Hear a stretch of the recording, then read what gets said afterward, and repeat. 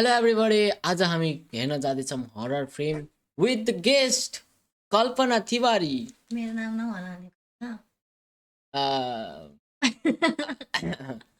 Okay, आज चाहिँ हामी हेर्न जाँदैछौँ मिस्टर बिसको हरर स्टोरी छ, त्यो हेर्न जाँदैछौँ। र हाम्रो चाहिँ यो फर्स्ट भिडियो छ, त्यही भएर जस्तो भयो नि हेरिदिनु होला एन्डसम्म। लास्ट चाहिँ रमाइलो हुनेवाला छ। सो हामी रियाक्सन थोड़ी क्याजुअल है इधर से, ठीक है। अब चाहिँ हामी हेर्न जाऊँ सिधै सर्ट हरर फिल्म मिस्टर बिस्टको। मिस्टर बिस्टको त नाम मात्रै त हो नि। मिस्टर बिस्टको सर्ट फिल्म हो क्या horror. Okay, we are going to switch the scene. Okay,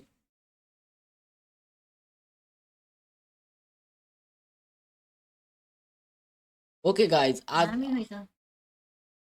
okay guys, video चाहिँ स्टार्ट हुन गइरहेको छ। अब चाहिँ हेर्न सक्नुहुन्छ हजुरले र हामीले दुइटै डराउने सँगै। ओके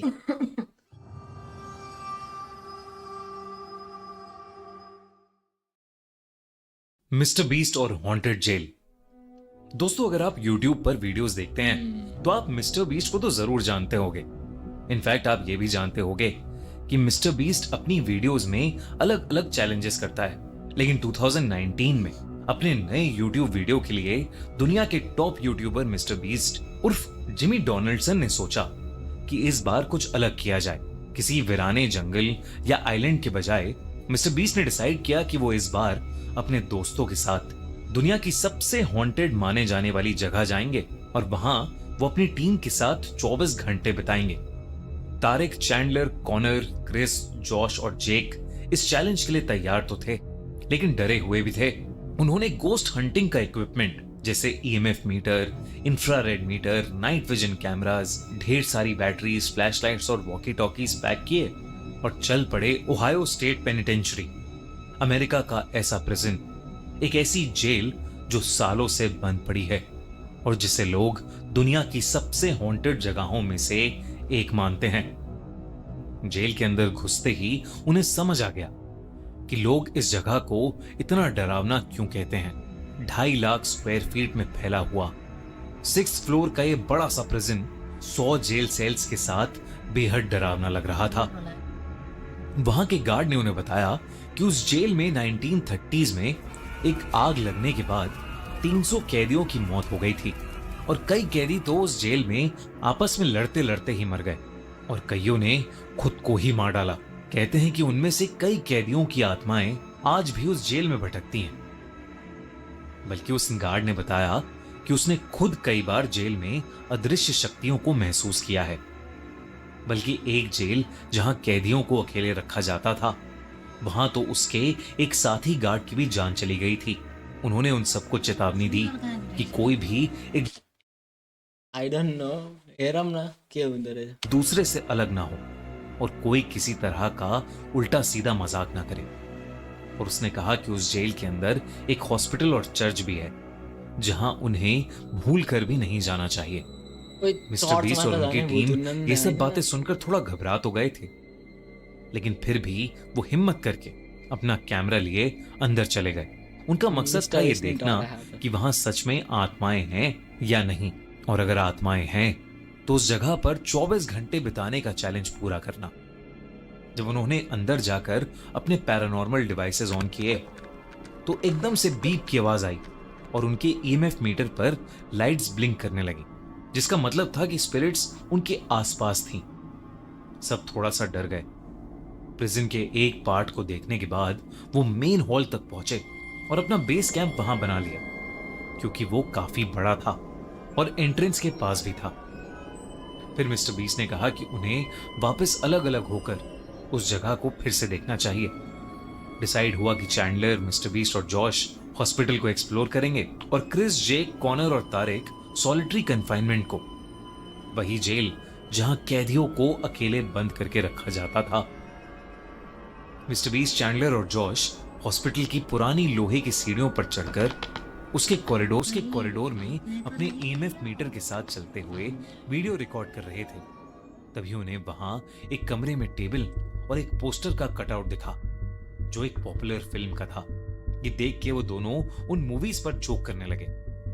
तभी एकदम से चैंडलर के हाथ में जो ईएमएफ था उसकी लाइट ब्लिंक करने लगी और उसी मोमेंट पर मिस्टर बीस्ट को ऐसा लगा कि जैसे कहीं से कोई जोर का सायरन बज रहा हो। ये बात काफी अजीब थी क्योंकि वहां कोई एक्टिव सायरन नहीं था और तो और चैंडलर और जॉश को कुछ सुनाई भी नहीं दिया। जब मिस्टर बीस्ट ने उनके ईएमएफ को उस सायरन की तरफ पॉइंट किया तो वो और ज्यादा तेजी से जलबुझ होने लगा। वो लोग उस सायरन की सोर्स की तरफ जाने लगे। ईएमएफ मीटर और तेजी से ब्लिंक करने लगा था और एकदम से एक खुले कमरे के पास आकर ईएमएफ मीटर बिना रुके फ्लिकर करने लगा। जैसे ही मिस्टर बीस्ट ने कमरे के अंदर जाने की कोशिश की तो मिस्टर बीस्ट का सर भारी होने लगा, उसे चक्कर से आने लगे। इसलिए मिस्टर बीस्ट बाहर आ गया, पर मिस्टर बीस्ट को याद था कि सायरन की आवाज थोड़ा और पीछे से आई थी। वो उसकी तरफ बढ़ने लगा। उन तीनों को रियलाइज हुआ कि वो इतनी देर घूमने के बाद एक सर्कल में ही घूम रहे हैं, जो कि बहुत अनयूजुअल था क्योंकि उन्हें याद था कि वो बार बार एक दूसरा रास्ता ले रहे हैं। वहीं तारिक, क्रिस, जेक और कॉनर सॉलिटरी कन्फाइनमेंट ब्लॉक के अंदर थे। ये वो जगह थी जहां कैदियों को बिना पानी और खाने के अकेले तड़पता हुआ छोड़ दिया जाता था। वो लोग नाइट विजन इंफ्रारेड कैमरा लेकर एक हॉन्टेड हॉटस्पॉट पर पहुंचे जहां उन्होंने गार्ड से उन आत्माओं को किसी को नोचने और एक गार्ड को जान से मारने की कहानी सुनी थी। एकदम से क्रिस का सर भारी होने लगा और उसे सांस लेने में तकलीफ होने लगी। जेक, जो उस कमरे की डरावनी चीजों को देख रहा था, अचानक से जोरों से चिल्लाने लगा। जेक को वहां एक अजीब सा काला साया दिख रहा था जो उसकी तरफ ही आ रहा था। जब बाकी दोनों जेक की चीखें सुनकर उसकी तरफ मुड़े तो उन्हें भी वो साया अपने पास आता हुआ नजर आया, लेकिन फिर अचानक ही वो हवा में कहीं गायब हो गया। उन लोगों ने आपस में जब उस साये के बारे में डिस्कस किया तो तीनों बहुत घबरा गए। तभी जेक को महसूस हुआ कि उसके बगल में खड़ा कोई सांसें भर रहा है, लेकिन वहां कोई भी नहीं था। और फिर अचानक से वो काला साया उनके ठीक सामने आ खड़ा हुआ और उसे देखते ही वो तीनों चिल्लाते हुए वहां से भागे और वॉकी टॉकीज पर अपनी टीम को डरते हुए ये बात बताने लगे। मिस्टर बीस्ट, चैंडलर और जॉश ने उनकी बातें सुनी, लेकिन उन्हें लगा कि वो लोग मिस्टर बीस्ट के साथ कोई प्रैंक कर रहे हैं और उन्हें डराने की कोशिश कर रहे हैं। पर फिर उनके बीच में बात करते करते ही उस वॉकी टॉकी से एक बहुत ही ज्यादा अजीब सी आवाज सुनाई दी और वॉकी टॉकी बंद हो गया। मिस्टर बिस्टको त के अरे हन्टेड हाउसमा गहन भन्यो अनि पत्ता खाइन के भूत छ भनेर जोक गरेछन् भने त्यही उस गरे यसो प्रैंक जस्तो माने के। उस जेल में एक पुराना चर्च भी बना हुआ था। मिस्टर बीस्ट ने सोचा कि अब वो बस उस चर्च को देखेंगे और उस जगह से निकल जाएंगे, क्योंकि अब मिस्टर बीस्ट को अपने दोस्तों की भी थोड़ी चिंता हो रही थी। वो चर्च पहले एग्जीक्यूशन हॉल हुआ करता था, मतलब एक ऐसी जगह जहां लोगों को फांसी देकर मारा जाता था। कहते हैं कि उनमें से कई लोग जिनकी फांसी हुई है, उनकी आत्माएं आज भी उस चर्च के एरिया में भटकती हैं। मिस्टर बीस्ट वहां प्रीस्ट की एक्टिंग करते हुए चैंडलर को सीट पर बिठाकर उसे वहां आने के लिए थैंक यू कहकर उस जगह को हॉन्टेड होने की बात करने लगा। तभी एकदम से उसका वॉकी फिर से बजने लगा, लेकिन वॉकी टॉकी पर इस बार क्रिस उसकी लोकेशन पूछ रहा था। मिस्टर बीस्ट ने मजाक किया और अपनी लोकेशन बता दी, लेकिन तभी वॉकी टॉकी पर एक अजीब सी डिस्टरबेंस आई और फिर उसे ऐसा लगा कि जैसे कोई औरत उस वॉकी टॉकी पर कुछ बोल रही है। जब उन तीनों ने ध्यान से सुना तो उस वॉकी टॉकी से एक औरत के बोलने की आवाज आई, इट्स रेनिंग आउटसाइड, यानी बाहर बारिश हो रही है। और यह आवाज उन तीनों को नॉर्मल औरत की नहीं लग रही थी, बल्कि बेहद डरावनी लग रही थी। बल्कि चैंडलर को तो ऐसा लग रहा था कि जैसे वो औरत एक अजीब ढंग से हंस भी रही है। और फिर अचानक ही वो आवाज आनी बंद हो गई। उन तीनों को समझ नहीं आ रहा था कि उनके साथ अभी क्या हुआ, तो वो वहां से निकलकर वापस मेन हॉल की तरफ अपने बेस कैंप चले गए।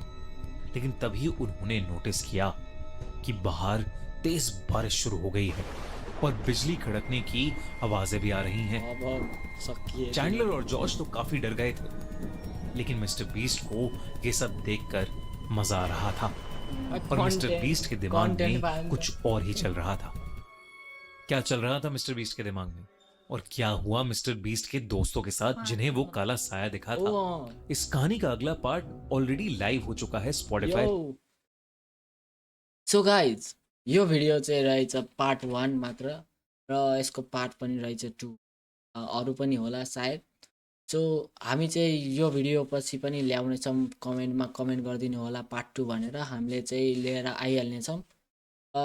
अनि लाइक सब्सक्राइब पनि गरिदिनु होला हाम्रो यो फर्स्ट ट्राईको लागि। Thank raw you. अर्को र अर्को भिडियोमा हामीले अझै राम्रो कोसिस गर्नेछौँ रियाक्सन दिने। यसमा त मजै आएन। सो मेरो रियाक्सन त राति मात्र लाग्छ। होला मैले देखेन नि त। डर लाग्छ। Okay by. Okay by guys.